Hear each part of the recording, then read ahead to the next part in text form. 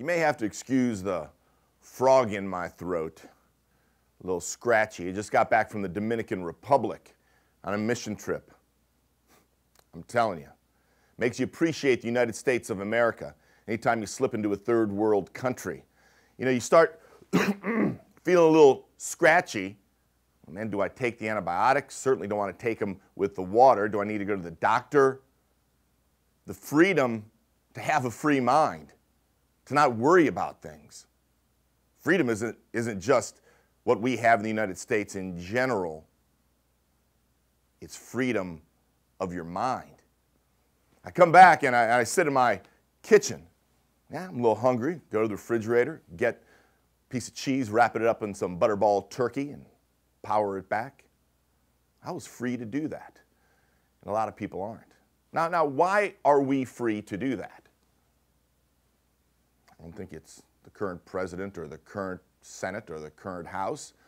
I think it's because of Thomas Jefferson and George Washington and Sam Adams and Patrick Henry, Ben Franklin. Those cats are founding fathers, the guys that set the platform for us to be free. How often do we forget about them? God bless our military. My brother is in the military. My other brother used to be in the military. So thank you for those freedoms that you've offered us and are currently offering us. However, we got to go back to why those guys have the opportunity for those battles. It's because of our founding fathers. Now, those guys were ballers. I mean, in July of 1776, when they were in Independence Hall getting ready to adopt the Declaration of Independence written by Thomas Jefferson, they knew they were signing their death warrant. Although we'd already been at war with Great Britain for almost a year, they knew this was it. If Great Britain had the atomic bomb, they would have dropped it on us and cleared the slate. That's what I'm talking about. Those guys were of a different breed. And that's why I suggest our elected officials, whenever they get elected, they need to go Independence Hall, spend the night, absorb what went down in that room, and understand what they were putting on the line. Not just their, can I get elected, or my partisan politics, but how can I save this country? Let's go to the sacred scroll of freedom. What I want to read now is just a brief excerpt, the introduction to the Declaration of Independence. When in the course of human events it becomes necessary for one people to dissolve the political bands which have connected them with another, and to assume among the powers of the earth the separate and equal station to which the laws of nature and of nature's God entitle them, a decent respect to the opinions of mankind requires that they should declare the causes which impel them to the separation. A couple of things. Number one, where has writing like that gone? The eloquence of Thomas Jefferson's quill pen on parchment.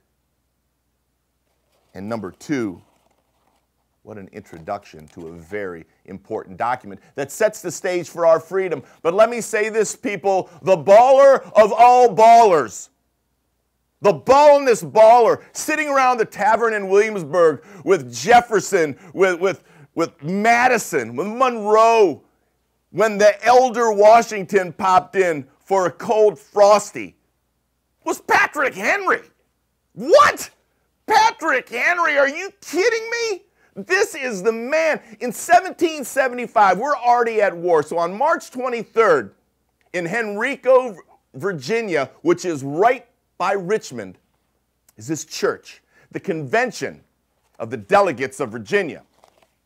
Well, the Virginia group in general didn't want to send the troops to the Revolutionary War. Why send people into battle? But Patrick Henry was compelled by his inner responsibility because it what was right to do.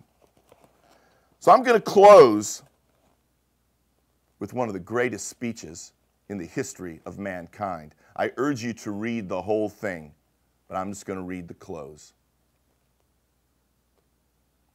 It is vain, sir, to extenuate the matter, Gentlemen may cry, peace, peace. But there is no peace. The war is actually begun. The next gale that sweeps from the north will bring to our ears the clash of resounding arms. Our brethren are already in the field. Why stand we here idle? What is it that gentlemen wish? What would they have? Is life so dear or peace so sweet as to be purchased at the price of chains and slavery? Forbid it, Almighty God! I know not what course others may take, but as for me, give me liberty or give me death. Are you kidding me? I mean, God bless America and God bless our founding fathers.